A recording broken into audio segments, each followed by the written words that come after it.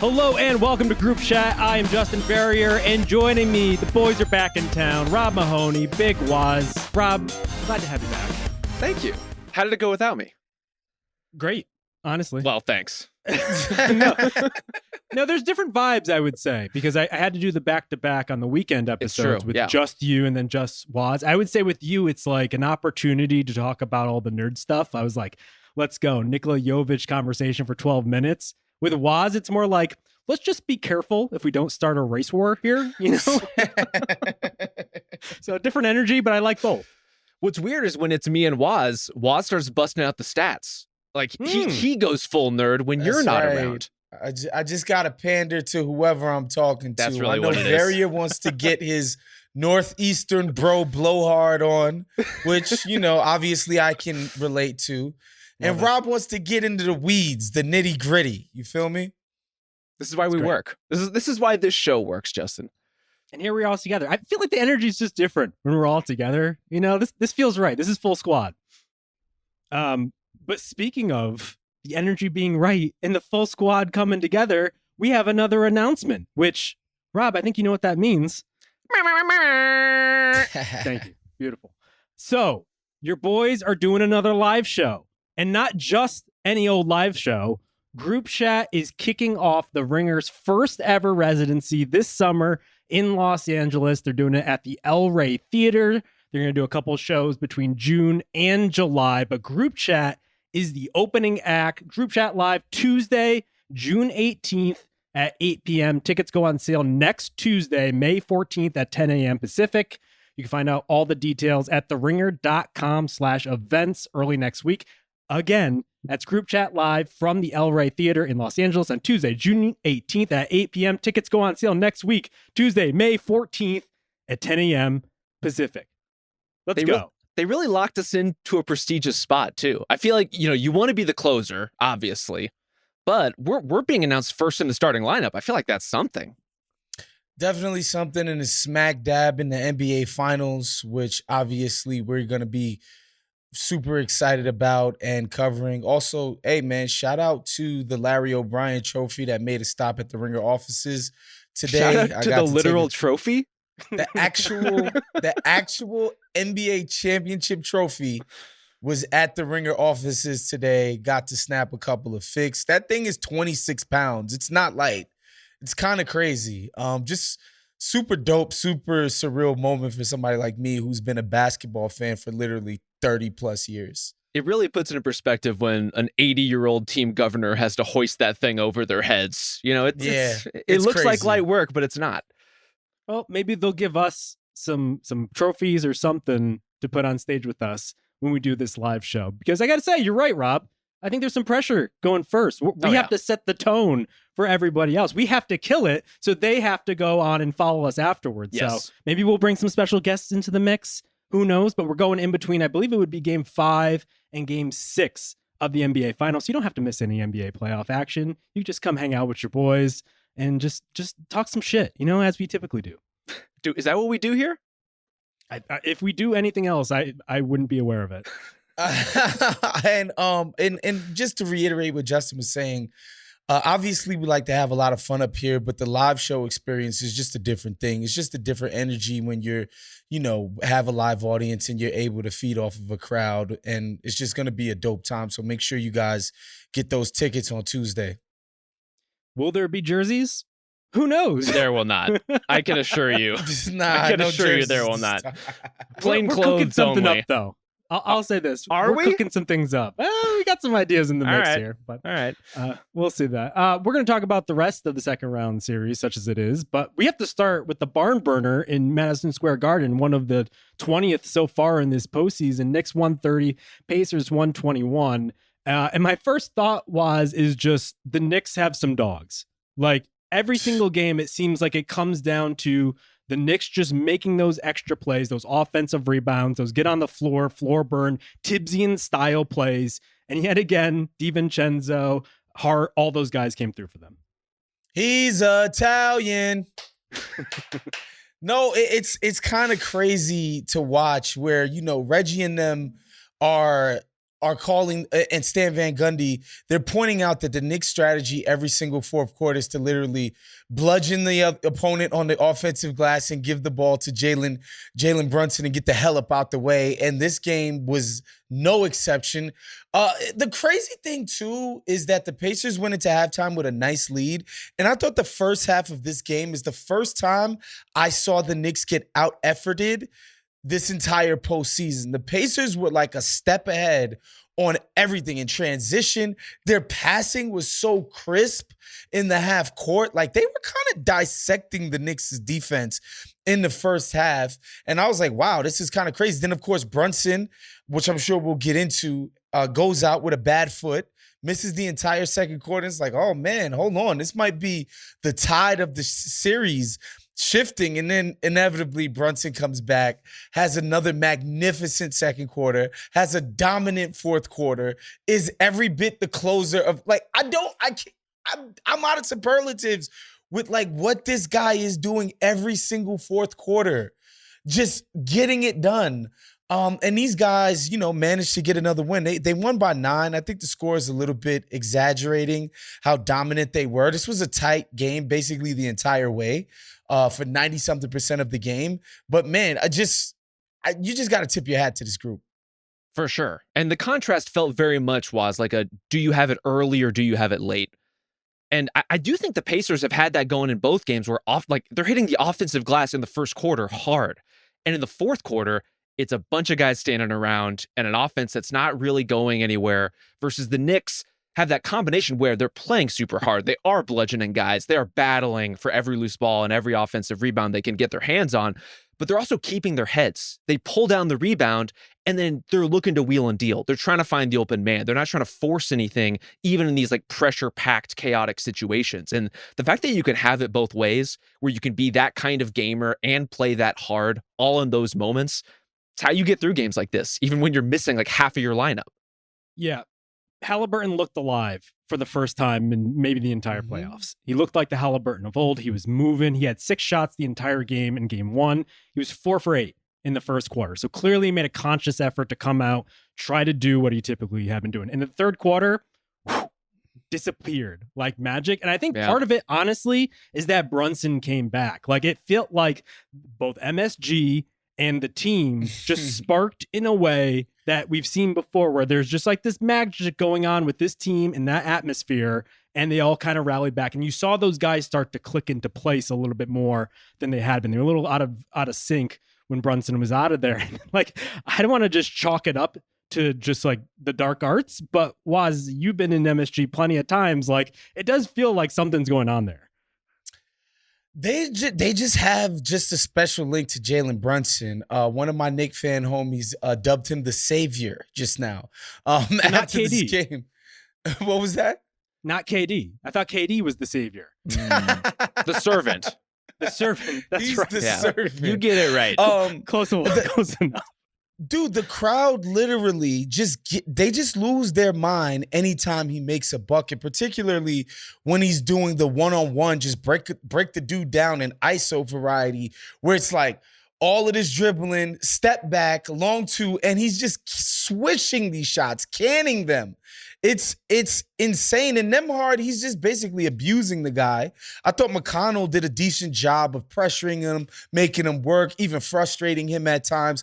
But the proof is just there, guys. Like, in the first quarter, he was doing his thing. He went out with the injury. He came back in the second half and just dominated. The crowd is reacting to this because he's carried them through an entire series, and now he's doing it again the exact same way. The guy scored before this game, of course, can't not mention this. Before this game, 4 straight games of 40 points, leading the playoffs in scoring at 36.5 points per game. Okay, I'm sure that came down. It's probably closer to like 34 now. Still absurd. The people that had 4 straight 40 points is Michael Jordan, Jerry West, Bernard King, another famous Knick. But he's just been incredible. He's averaging another 8.5 assists. The crowd is responding. Yet again. Of course. He knew Rob was coming back. There we go.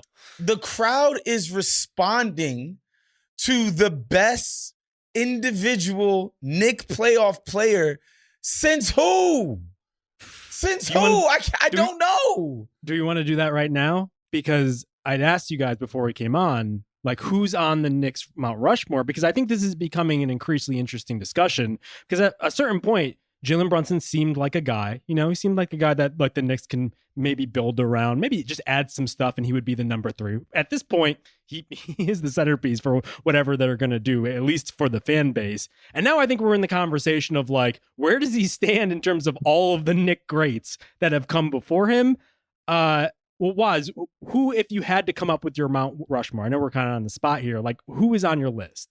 I mean, my personal Mount Rushmore is a little bit different. And obviously a little bit more subjective.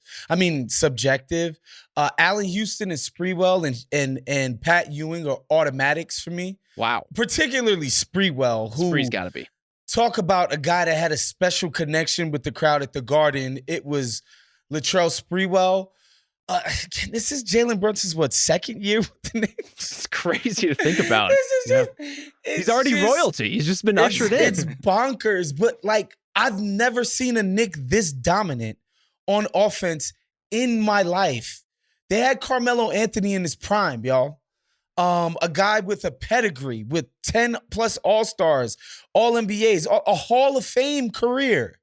Carmelo has never been this good in the postseason in a New York Knicks uniform. Even when Pat was at his best, a lot of his impact is happening on defense. He's a center, so he's sort of anchoring the offense. But Pat early on, pretty early in his career for a big man, had developed a perimeter game, a face-up game.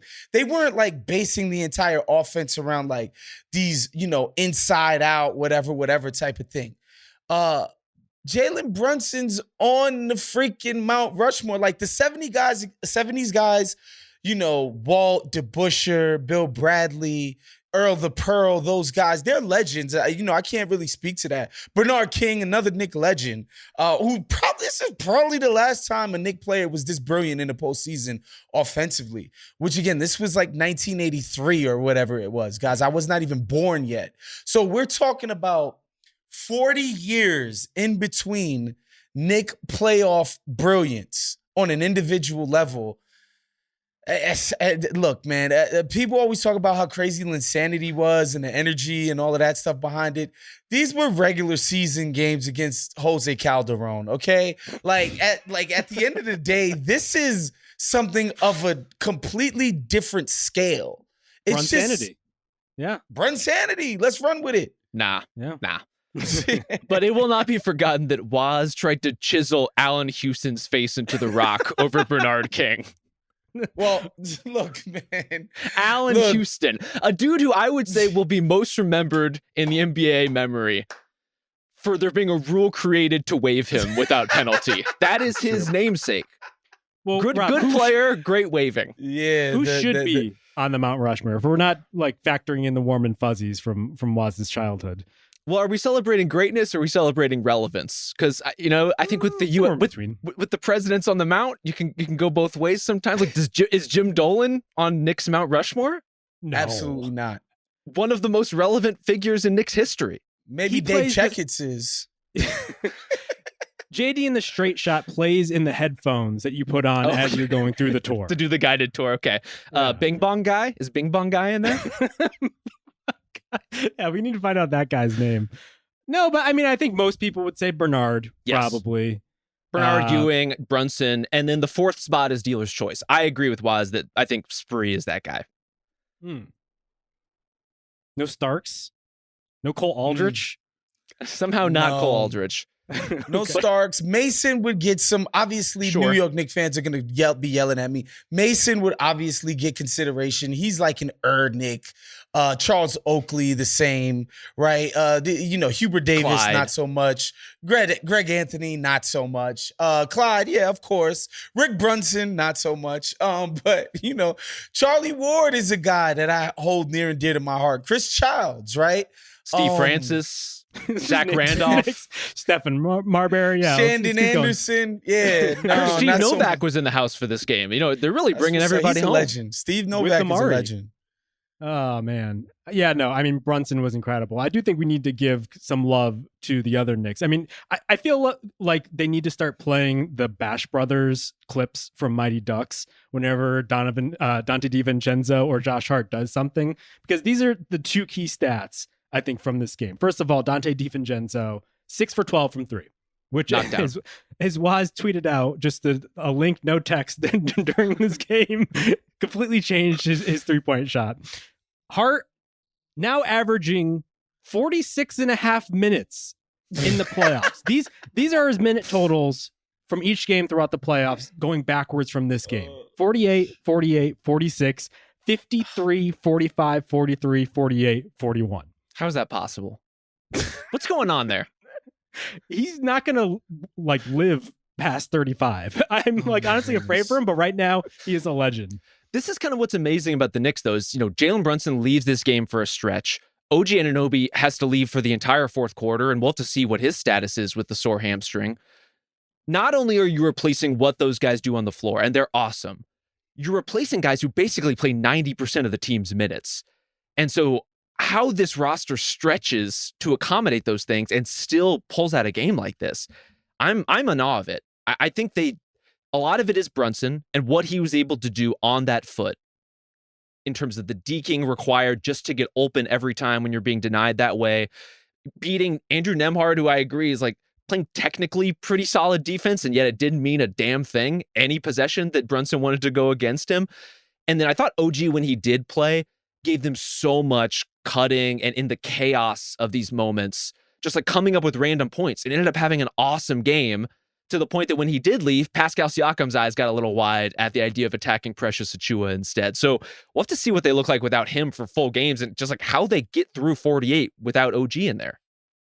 He was magnificent tonight. Even the guys on the broadcast were commenting upon what this guy was doing on offense. It was insane, putting it on the floor, getting to the basket, made a couple of pocket passes, beautiful left-hand finishes in the lane. It was nuts with it. He made a bunch of threes. I think he had 3 3-point makes in the first half. OG was magnificent in this game before, of course, inevitably coming out with what they're calling is a sore hammy. But, man, that had Zion vibes on it, honestly.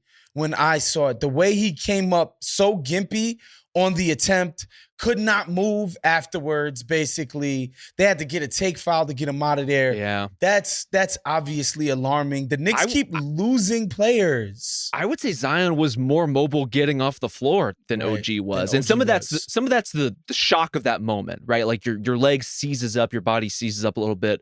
We'll wait and see, but it didn't look good, and it looked like he knew it wasn't good. Tibbs also refused to call a timeout.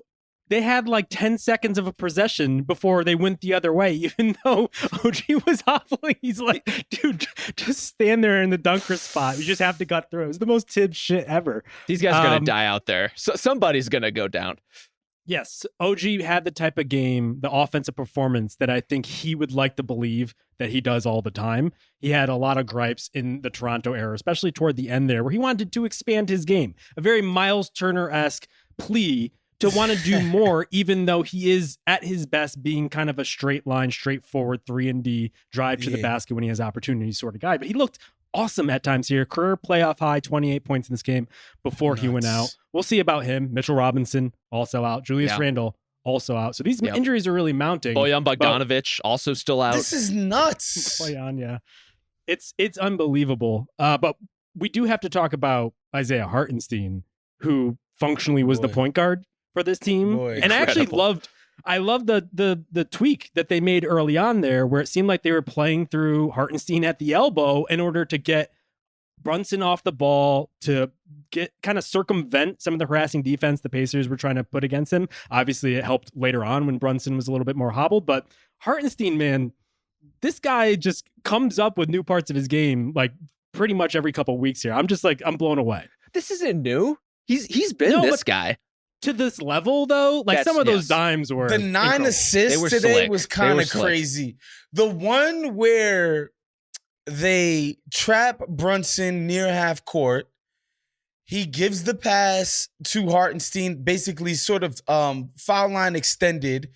No hesitation whips it to DiVincenzo in the corner, splash three. I'm just like, just the speed with which he read the defense and knew exactly who to go to the ball with. Just amazing, man. This guy is just incredible. And another thing that he was doing, again, they kept mentioning it on the broadcast, he's providing this like pressure release valve at the free throw line, right? Like he's just staying there whenever guys drive all the way to the lane and the help inevitably comes. They know they have a safety blanket at the free throw line who can shoot that little push shot. Or again, we see it when they call that false double dribble on him in the backcourt. He's not afraid to put the rock on the floor, guys. Lamar Odom-esque, dare I say. Okay, all right. Hartenstein is. Come on, bro. Looking like the new Jokic, except he actually plays defense. Wow. All right. Listeners are getting a preview of Justin's Jokic revenge coming up. Feels good. But Justin, what was the Hart and Hartenstein collective nickname? Hart Foundation. The Hart Foundation. Yeah. Man, the Hart to Hartenstein, like, drive hard into the teeth of the defense, dump off pass is just like one of my favorite combos in basketball right now. Hartenstein was awesome. And I think it was great recognition by the Knicks of, okay, Brunson's hurting, clearly hurting. He's going to have to pick his spots. And yet he transcended that anyway. Where do we create advantages? Because it's not Josh Hart cooking one-on-one unless he's taking it coast to coast off a rebound and attacking in transition. It's not letting Dante try to break down the man in front of him or even running pick and roll. It's making use of all these cutters, like making use of what you do well and the intuitive way that all these guys read the floor. And the fact that you have a high post passer like Hartenstein, it's what ties it all together. It's the mechanism that made a lot of the Knicks offense in this game make sense. Yes, the Knicks have been able to persevere with all of these injuries that are mounting because all of these guys are just keep raising their game enough pretty much every step of the way. But we should talk about the injuries in general here because the Knicks series was pretty much the lone series left on the board that wasn't hampered by an injury to a star. Well, other than Julius Randle, I guess. Yeah, right. That was just a foregone conclusion going into the playoffs. All-star, all-NBA guy, Justin. Yeah, Put some respect on his name. Because you certainly have in past podcasts. Well, big Julius Randle guy over here. Mitchell Robinson, star in our hearts. I love Mitchell Robinson. R.I.P. But these things are starting to mount in a way that I think is noticeable. I am typically the person who's a wait and see with this sort of stuff. I think we can overreact sometimes to injuries, especially in the spotlight in these big old moments, especially to superstars. When you look at the data sometimes after the dust is cleared and it's like, actually, this is pretty typical, right? I do think now we're at the point where we have to start looking at it pretty hard and asking some questions because Kevin Pelton did a story on ESPN pretty recently suggesting that we are on a troubling pace where we were going into the second round and it has only kind of snowballed from here. Like guys are playing like Luka and whatnot, but a lot of these series are probably going to come down to superstars not being up to snuff. And like, here's another one. Brunson came back, Rob, and all this, but Brunson came back, Rob, but there's still some lingering doubt here. It just feels like this is happening too much. Does it seem the same way to you? It's hard to say. I agree that we can be prisoners of the moment. My general opinion of it is that when you zoom out and really look back, there's moments, especially once you get past the first round, where somebody is hobbled. There's always like a star who ends up missing game 4 of a series or is questionable and like toughs it out just to get back on the floor. Those guys are always in the mix. And especially if your team makes a long run, you're going to be missing somebody crucial at some point. The magic of it is how you overcome that. And that's what the Knicks seem to have right now, is even though Brunson is ailing for now, they've been able to get the most out of everyone else on their roster.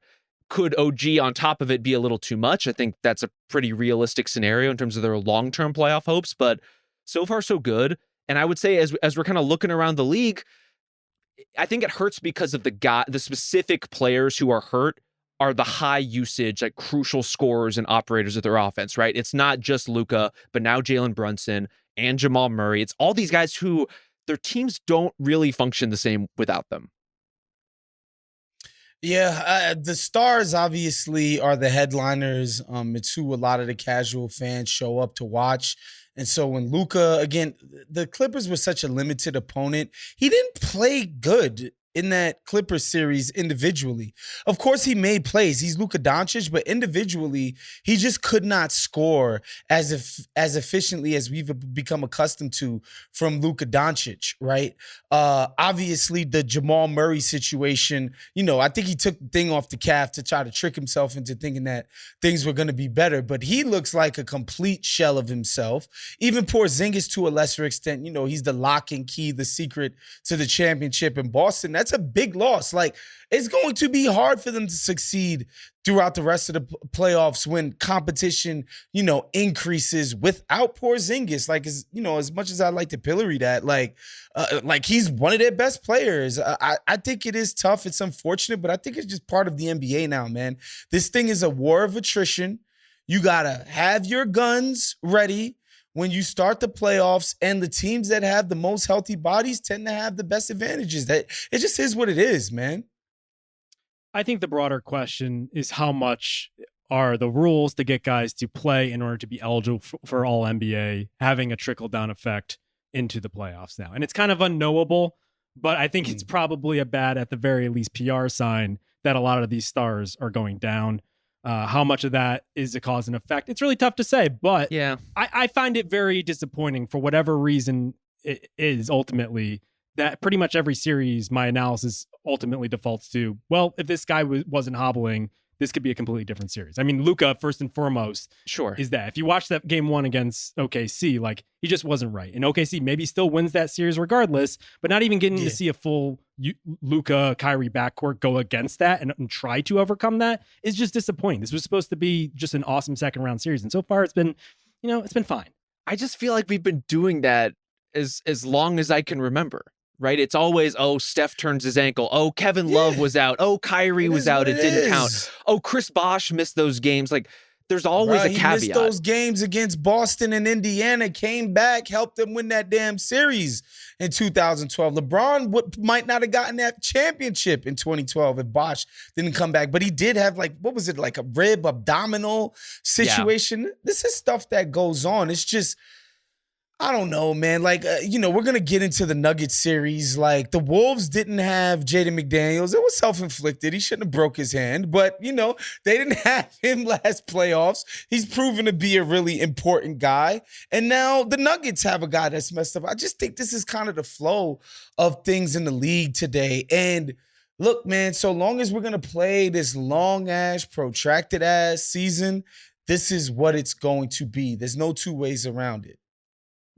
I kind of fall in line with you guys. I think the one thing that was troubling that I read in the Pelton piece was that All-Stars through the playoffs had missed one fewer games than All-Stars had missed in this first round. So this year it was at 10 going into this round. All-Stars had missed 11 games in total in last year's postseason. And so, like, that's the type of thing that jumps out to me and like, maybe this is sort of something affecting this, but we'll see there. We should talk about Haliburton, another guy we didn't even talk about as being hampered here. I guess the question is, at this point, do we think he's hampered? In the first half Haliburton looked like the Haliburton of old, but then just kind of disappeared down the stretch. And I think you have to start thinking, if you're Rick Carlisle, after you just pay the fines from your technicals tonight, whether you have to make some adjustments. You play TJ more down the stretch. He looked like he was going pretty well, and then they pulled him from Nemhart to close the game. I think Hallie, I don't think he's right yet, because early on in the season, when he was at his best, he was attacking the hell out of these closeouts. When teams, because that had always kind of been the book on him, make him prove it to you in 2-point range, make him prove it to you at the cup, make him prove it to you driving towards the basket, stop, make a pull-up, stop, make a floater. He was dominating in those areas early on in the season. And I think in the first half, the Knicks kind of just had the scouting report wrong and was just like, let's just look at the percentage and just let Haliburton get a catch and shoot standstill three. Or if he comes, off of the pick and roll, let's go completely under, let him gather himself, check the wind, take a three and swish it. Like, that's not the defense. The book on him right now, run him off the three-point line and dare him to do something in 2-point range. That's it.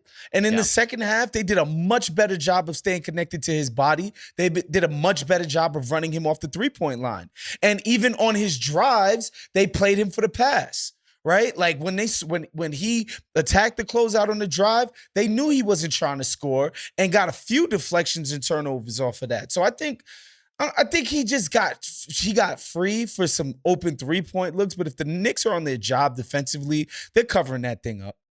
Yeah, you're right that when he was driving, he wasn't even really looking at the rim at all. And that's a problem. That's where you wonder, is it a lack of trust in that leg, given where his body is right now? Is it him still going through, initial playoff experiences and growing pains? And also, is it just like the complete mayhem of playing against the Knicks? When these guys are flying around, the game is incredibly physical. And even when you do get run off the 3-point line, Isaiah Hartenstein's waiting for you in the paint, right? You've got big bodies and shot blockers, even without Mitchell Robinson, who are waiting to swat your shit away. And you can see the hesitation there. You can see him looking to make the quote unquote right play. And in Halliburton's defense, not only was he a good scorer in that first half, I thought some of his passing was exceptional. The no-look stuff that was opening up meaningful scores and opportunities, that's something that not a lot of point guards can do. But part of that job of running point is knowing when you have to score and knowing when you have to press. And right now, he doesn't look comfortable when he has to press for his own offense. That's just the reality of it. So I think the question probably comes down to, do you need to play TJ more? On the one hand, TJ's been playing very well, and he definitely has some Reggie Miller in him. He definitely will get into it in the way that you probably need in a series like this that is becoming so physical. And it has to be physical because the Knicks are going to play like that 48 minutes a game, including Josh Howard. The perfect pacer. Exactly. Indiana's own. The winner of our last live show draft, single-handedly for Team Woz, TJ McConnell. The other side of that, though, he might cramp the spacing. And as you saw, like pretty much when the broadcast brought up the idea that they had traded off TJ for Nembhard at least hit a catch and shoot three. He could do some of that, right? Whereas TJ, he might hit 2 threes this entire playoffs. And so would you lean one way or another? I'm actually leaning TJ has to play more. The Knicks are I can't believe I'm saying this in a playoff game in the second round. The Knicks are having trouble dealing with his pace. Yeah. When he's in the game, he is dictating tempo to the New York Knicks. And even so, obviously, I think Carlisle is just like, I don't want to mechanicize all of my possessions because I have to put TJ on the ball when he's in the game. Let's be real about that, though, because when he's on the floor, your team becomes a TJ McConnell team. Yes. Yeah. Like that. But it's working against the Knicks, though, It Rob. is working. It's definitely working. The OB and TJ lineup is dominating. They are kicking ass when they come in. It's just their pace, their energy. They are out hustling, out running, out energying the New York Knicks when those two guys are playing. And so I think that's a good trade-off, especially when you consider the defense that he's playing on the ball. I think the Nembhard thing, so the reason why it's tough to play him with Hallie, because it's just all right, are we just turning Hallie into a completely off-ball guy? It feels like we should be doing more with Hallie. But to me, Hallie's at the point where he should only be attacking closeouts and scrambling defenses. He's just not really. I think he kind of should be going off ball, trying to get some movement, jump shots going, trying to just be, a spacer and a spotter when TJ's out there. I really do think they need to find more minutes for TJ McConnell. I feel like I'm about to get struck by lightning right now just by saying that. He was unbelievable, though. And I think it also comes down to the idea of Andrew Nembhard, who has been a good offensive player for the Pacers throughout these playoffs. He's been able to do some things that not many other guys on the team can do, like calmly step in and hit mid-range jumpers, be a release valve on the weak side when the ball swings his way. I think he's done a good job. But we know what he is in the half court, and it's not transformational. And down the stretches of these games, it's not really helping the Pacers be any less stodgy. And so then it's, how do we rev up what we do? How do we change the pace of this entire game? And the tempo with Halliburton and McConnell out there together is just turned all the way up. And that's something where it's like, do you want to do what's like marginally better for your half court offense, or do you want to do what's going to get you out in the open floor more? And I think for as physical as this game is, and it is playoff basketball, there are opportunities to run here. There are opportunities to run down the Knicks' throat when they're hitting the offensive glass, but it helps to have another ball-pushing ball handler out there. And Andrew Nembhard is a good player, but he's not really that. And again, I think he's creating his own spacing with his dribble attacks. Like, he's forcing the defense to bend to his will, and he's making these crisp, smart passes. Also, this Ben Shepherd kid, who I'd never heard of in my entire life, good player, cannot miss a three. Looks It's like insane. Like, and when it leaves his hand, I just know it's going in. It's incredible stash on that guy. That's been one of the best, like, in-season role player emergences. Ben Shepherd, like, did not really have a place on the Pacers earlier in the year.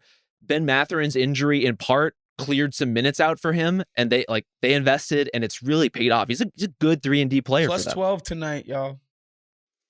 Yeah, I thought this was going to be an advantage for the Pacers going into the series, and it was for a large stretch of game one. And I wonder if it is going forward now if OG isn't able to play. I mean, Tibbs's counter is probably going to play 6 guys at this point, and just to play his starters even more minutes. And I wonder if the running actually has more of an effect as the series goes on. Totally. Hilariously, before these injuries started mounting up even more, Tibbs was asked pregame if Alec Burks was like a possibility for the lineup.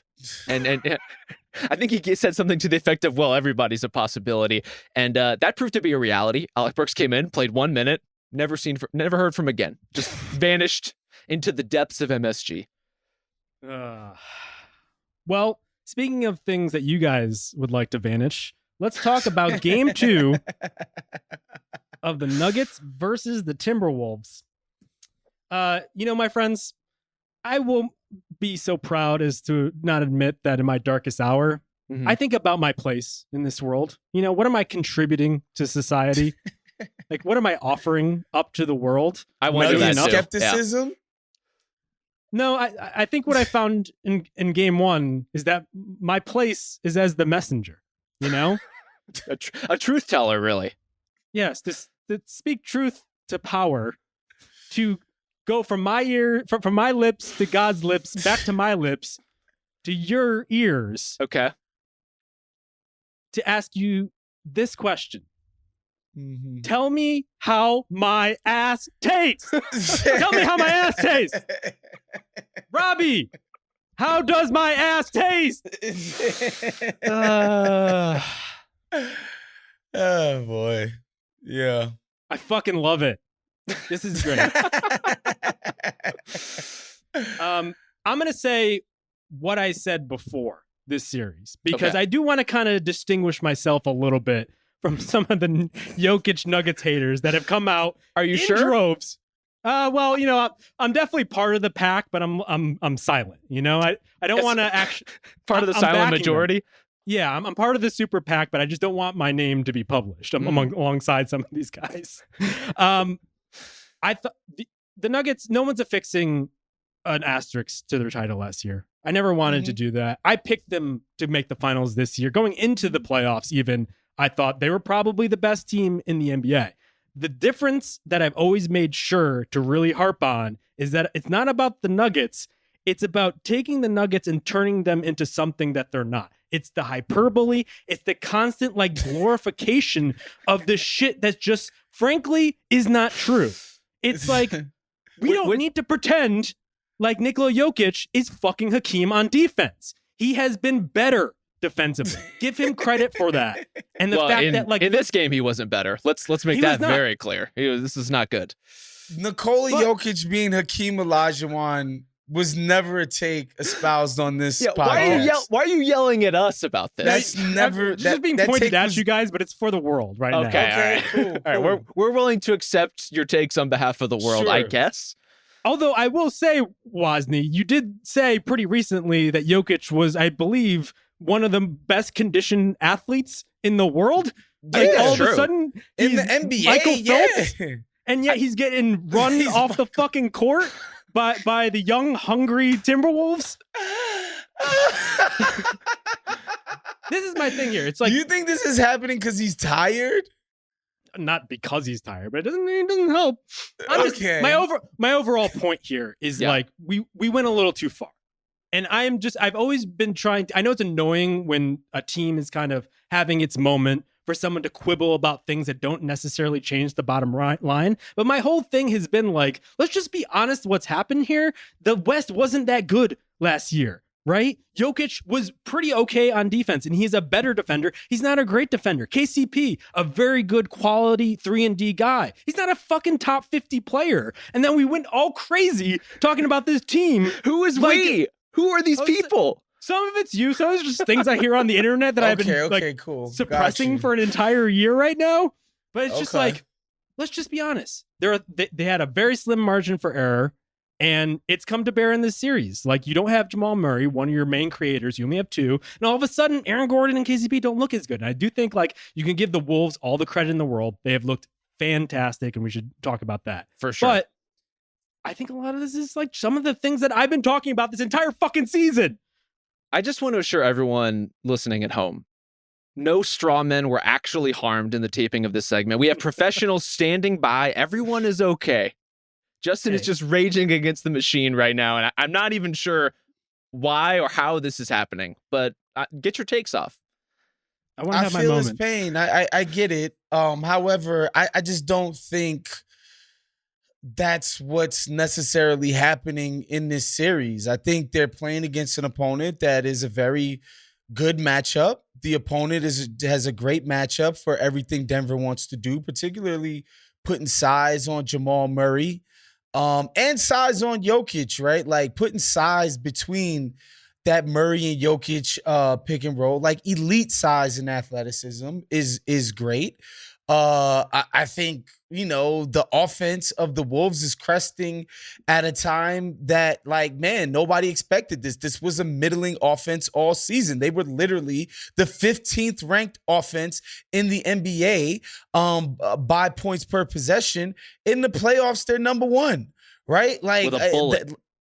That matters, right? Like, these guys are playing better. Like, obviously Murray is hampered, but I think if Murray were completely 100% right, they would still be having trouble in this series. Definitely. I don't think Murray is right and the Nuggets somehow are beating these guys in 5 games. I thought Murray would be right enough for them to push it to 7 and win, right? Home court, veteran know-how, all of those types of things. But like, I'm not wholly shocked that the Nuggets have 2 of their worst offensive games in 2 years and they're down 2-0. Like, I watched that game. Like, it made sense. Like, Yeah. I'm sorry. Like, they're running up against the best defense in the NBA by far. See, okay. So here, again, I'm going to quibble here. I think you're right to an extent, though, because the problem is that Murray is hobbled and they just don't have anywhere else to go to. We talked about this going into the season, to not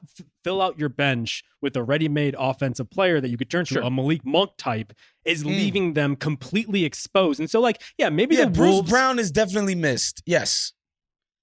Yes, and also like relying on Reggie Jackson also got hurt in this game. He's been hurt pretty much since the first round. So there are a lot of things that are mounting here, but I do think it is baked into the Nuggets like calculus of whether or not they're going to win or lose in these playoffs, that they consciously decided to go young with their bench. Maybe that is like a better long-term strategy, but they did expose themselves. And I do think the Wolves might have won those 2 games, but I don't think they would have just trashed them in the way that they had if they had somebody else to turn to outside of Murray. And that's the point I'm making. That's what Woz was saying too. It's not a matter of like Jamal being healthy, fixing everything. This was going to be a battle with fully healthy versions of these teams because of those structural limitations in the Nuggets roster, because of how well the Timberwolves match up against them. And the fact that in their current form, the Nuggets couldn't even get the ball inside the 3-point line. Like, they could not get into their stuff at all. And we've said all the reasons for that. The lack of sufficient bench help, and really guys that Michael Mullen will actually trust on top of that. The limitations of Jamal Murray due to his injury. The limitations of KCP and Michael Porter Jr. both when they get run off the line, when they get challenged at their shot they haven't been able to put the ball on the floor and make anything happen about it. The one thing we haven't really said, and I say this because I think Nikola Jokic is the best player in the world, he hasn't been good enough. Like he has not played well enough to win this series to date. And maybe that will change, and maybe we'll see a dramatically different Jokic going forward. But particularly in game 2, we saw him flustered and flummoxed in a way that we basically have never seen him in the postseason before. And that is entirely due to all of the wrenches that the Timberwolves have been able to throw at him. Not just, Rudy Gobert when he was out there in game 1, but Naz Reid playing incredible defense. Kyle Anderson playing incredible defense. Cat coming in. Naz Reid, for God's sakes, y'all.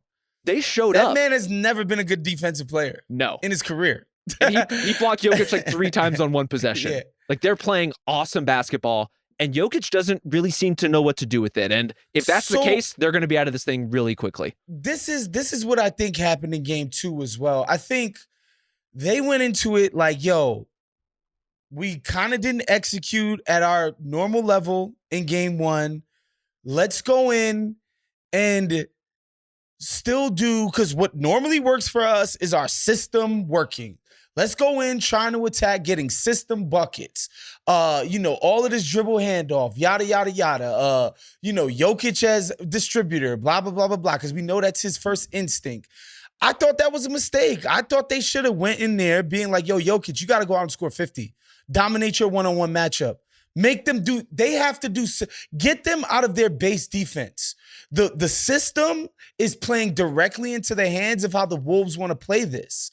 Like one of the things they were doing, man, where they're just sitting on Murray's pocket pass. And they're just like, Jamal, like you're not getting that pass to Jokic.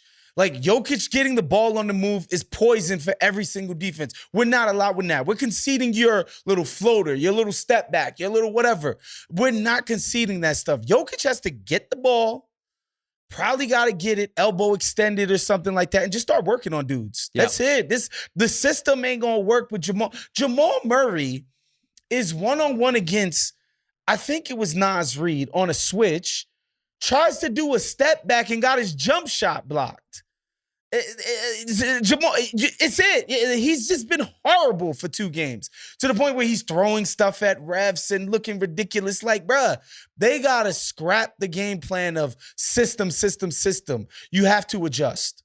Yeah, the heat back thing is embarrassing. Like, frankly, it's embarrassing. Real loser behavior. Really? Yes. I'm glad he wasn't suspended because I'd like to see him in the next game, but like he could have easily been suspended for that game. But Woz, to your point, like the way the Wolves have taken away the pocket pass in that 2-man game with Jokic in particular, it makes the whole offense feel like a road without any outlets. Like it's just a cul-de-sac. It just, they go down it and they come out and they go down it and come out. There's nowhere to actually go. But this is the thing though, Rob, like in the past, loading up on Jokic that way, particularly when Murray has the ball, even in mid-range, was poison too. Like, that's what made this offense so dangerous. Like, well, he could hit mid-range jumpers back then. In that 100%. Version of reality, he was hitting. And not even just that. Like, we're talking about the length and the ranginess of these guys. Just last round, he made a buzzer beater in Anthony Davis's face in the one-on-one, okay? Davis is close to him. He's not even coming off of guarding a screen. He's just guarding this guy one-on-one, and Murray was able to explode enough to create enough space to get his shot. He just ain't doing that against the Wolves. It just hasn't happened. Maybe he just doesn't have the energy reserves or whatever. They got to get off of that. Can you guys remind me, do you have any dietary restrictions? Are you about to ask us how your ass tastes again? Is that what's going to happen? No, I was asking about sick in the head. Our bet, just because it feels like there's a dinner coming my way. Look, the series isn't over, Okay. It's not over till it's over. 2-0 series can flip. I'm not saying this one will, but they do sometimes. Sure. Having said that, I will be prepared. Thunder Mavericks. I said it up top. This is really a bummer. Lucas hobbled. He does not look right. 5 for 35 from 3, pretty much since he hurt his knee over the past 4 games. Yeah. Don't want to take anything away from the Thunder. Yet again, they've been awesome. We should talk about all of that wing depth that they just keep pulling out, like almost like a clown car at this point. They just got like Wiggins out there. It's like, all right, sure, he's just scored 12 points out of nothing, but like It's a completely different series if Luka's not the Luka that we know. I completely agree. Did we talk enough about the Wolves? I just feel self-conscious about how good they've been, and we kind of like brushed past them a little bit. 15 minutes about the Wolves, pretty much. Yeah. All right. I mean, look, I'm just saying we could do 15 more, but I agree with you as far as your take on the Mavs. I like the effort, though. Like, you're now transitioning to the Wolves being the new Nuggets, and I'm sure we'll have a lot of fun with that. Well, first of all, here's another thing. This is the thing about the takes game, Justin. I had the take last week. This was last week before the series started on In My Feelings that this was the series for the NBA Finals. Yeah, because that's called a hedge. The champion, the NBA champion, excuse me. No, I know. Yeah, no. So, like, my takes are still in play here. I've still got great takes in play. I'm not worried about it. I caught that at the time. I was like, oh, this is the golden parachute rodeo right here. Brother. Yeah, exactly. Look, we all have great takes that we've hedged. We all have great takes that have gone up in flames. It's all part of the game. I don't think I have. No, nothing that's gone up in flames. I think if we look at the Verrier, don't judge me on my winners. Judge me on my losers because I have so few of them.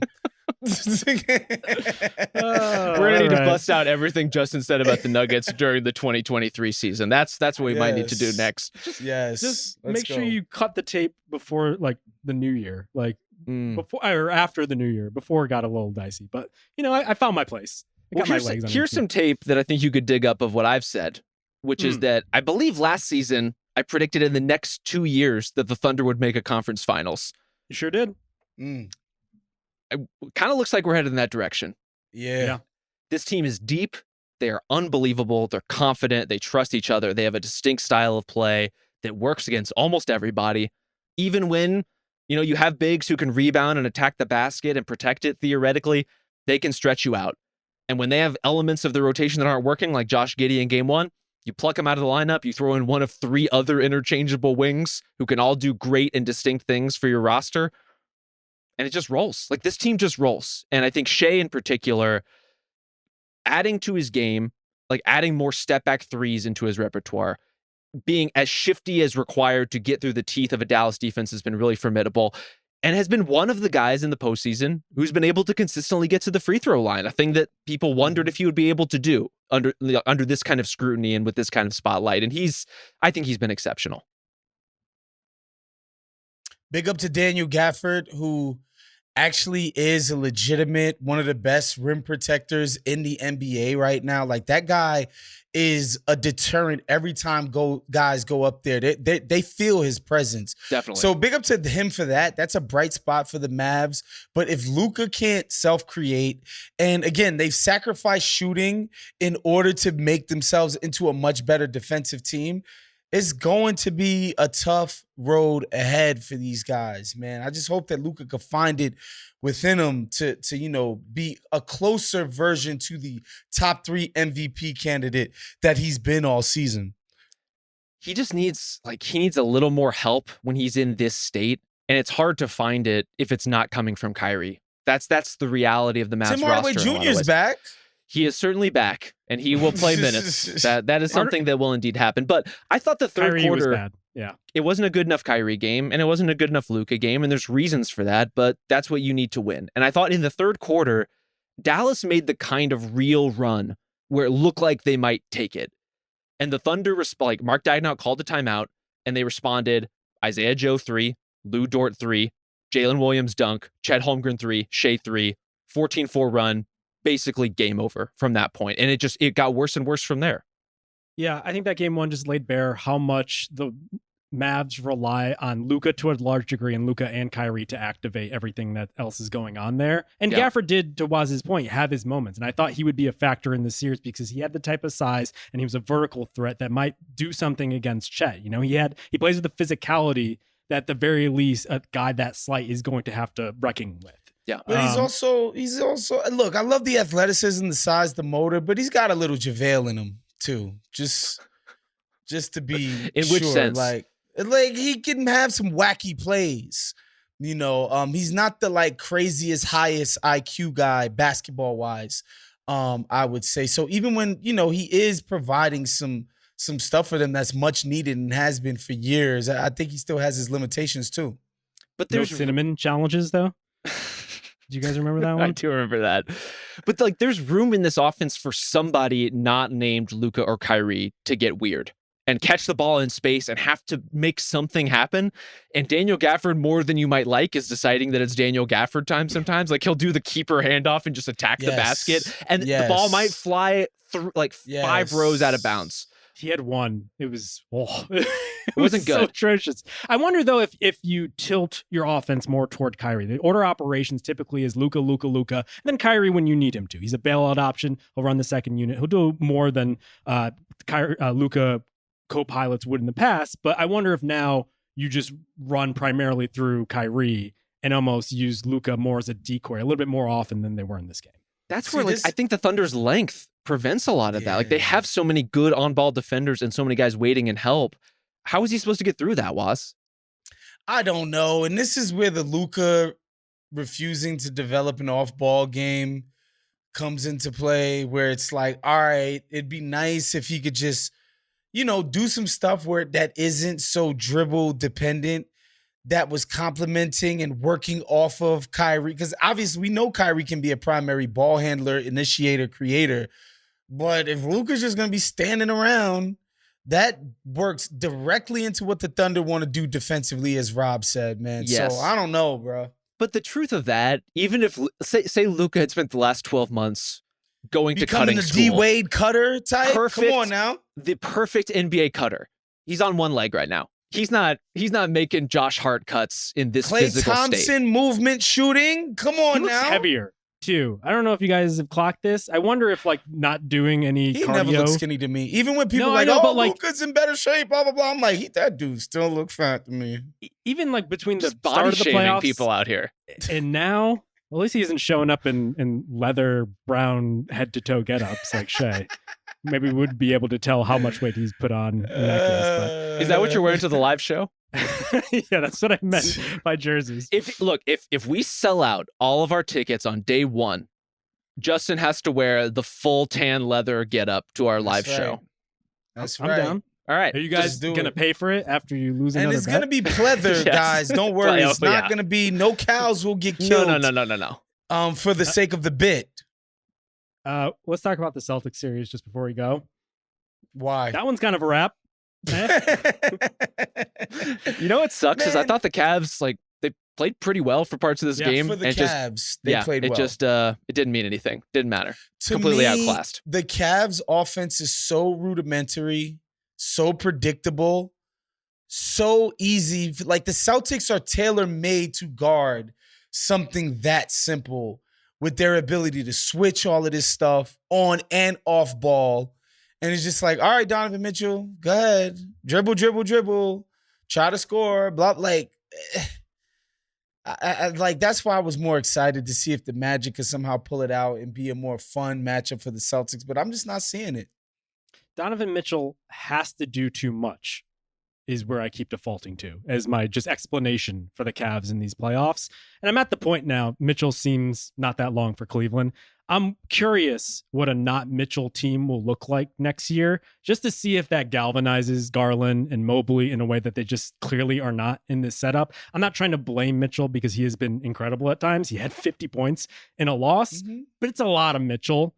And I almost wonder if there is an addition by subtraction thing in the long view where it's like, maybe that's just what we need. We need a little bit more ball finds energy here because it's just like, it's stodgy in a way that like, I just don't see them overcoming in this short of a time lapse. It is stodgy. It's very hard to watch the Cavs play right now and not be of two minds about it because Mitchell is doing a ton and too much, frankly, than is realistic for a team that's going to go deeper into the playoffs. But Darius Garland isn't doing that much of anything productive with the ball. Evan Mobley does not look like he wants to have it in his hands except when he's like pivot, dunk. That's about all that he's doing right now. And so then you're dishing to whom? Max Strus and Isaac Okoro for the most part. Karis LeVert has at least kind of shown up, but even in this game, not really. Dean Way, game 3, coming back. Is he actually coming back? Do we know that? That's what they say. Wow, that'd be legitimately huge nice news.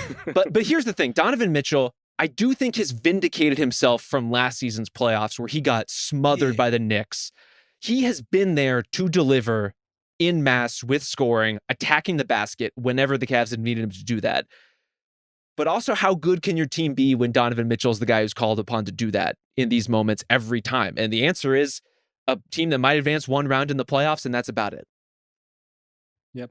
Jared Allen, rib injury, apparently questionable, but he was also talking about him being in excruciating pain. I feel like, before it was game like one, 3 days ago. They was like, bruh, he can't even breathe without pain. Like, I don't think that guy's long for this playoffs, guys. I think he's done.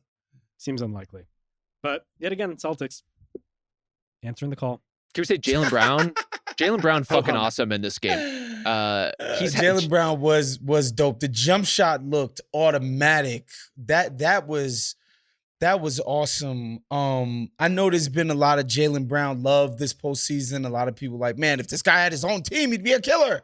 So it was just cool to see him, cook this way. But yes, yet again, the Celtics stand and deliver.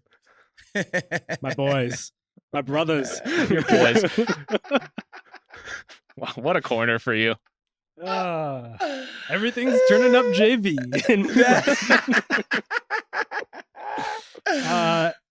Thank you to Isaiah Blakely. Thank you to Ben Cruz. Thank you to the audience for tolerating me in this podcast episode. I would like to pretend like I won't be this intolerable going forward, but we know that's not true. We know that's not the case. When I believe the audience will be able to see you being this intolerable starting with this episode, right? Aren't we live on YouTube today? Not live on YouTube, but live to tape on YouTube. Live to tape, that's for sure. Yes, sir. Yes. We are now posting those recordings on YouTube. So if you're that type, you are one of these Gen Z sickos out there that gets all of your content from YouTube and watches it like TV, watch us there. If you want to see the zombie pilgrim behind Waz's head during these episodes, it's right there for you. I'm millennial, and that's what I do. That's where I get my YouTube stuff. Just last week, I was in a rabbit hole of Homo sapien prehistoric. I could have gone a lot of different ways. It's just like our closest human ancestors and where they lived and how we have DNA that's connected to them. And we interacted with these cats 300,000 years ago, believe it or not. It's crazy. I will go down a YouTube rabbit hole, y'all. I'm not above it.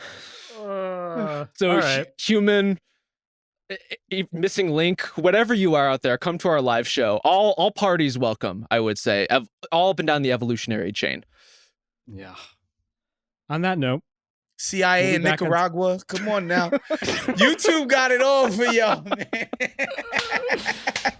All right. We'll be back on Saturday. We'll talk to you then.